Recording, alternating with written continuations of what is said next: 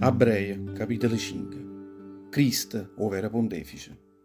Ogni sommo sacerdote viene scivo in mezzo a tutto l'uomo deve essere fissato per servire Dio, per bene tutto l'uomo. Cristo fa invertere innanzi a Dio curiale sacrificio per peccato.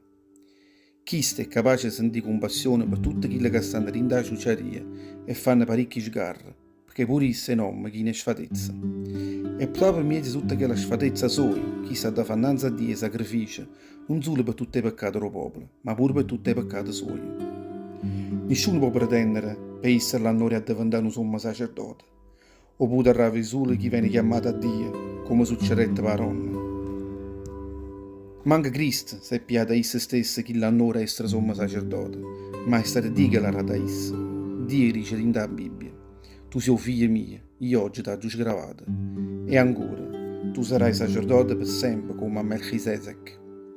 E proprio per questo Gesù rinda tutta la vita sua in coppa a sta terra, facendo preghiere e suppliche, accompagnate da forti strilli e lacrime innanzi a chi che poteva liberare in da morte. E proprio perché Gesù era stato sempre fedele a esso, Dio stette a sentire e la accontentare. Eppure se ero figlio di Dio, se imparai a stare a sentire rinda tutte quelle che avete male per te. E roba che era stata fatta perfetta, essa è diventata causa di salvezza eterna per tutti quelli che staranno a sentire la parola sua. Dio l'ha fatta diventare sommo sacerdote, proprio come a Melchisedec.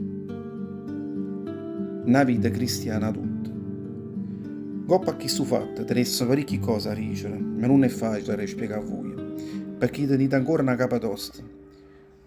Oramai voi avete a essere mesti, invece voi avete ancora bisogno che qualcuno facesse imparare cose più rosse, tutte che imparate a Dio. Voi avete ancora bisogno del suo con latte per far saziare e non siete ancora capaci di mangiare un pane tosto. Ma chi che si sazia il latte è ancora una creatura e non arriva ancora a capire. Ne ha parlato più rosso in coppa tutte quelle che è giusto. O pane tosto invece serve per persone che tengono niente e si sono fatte rosse.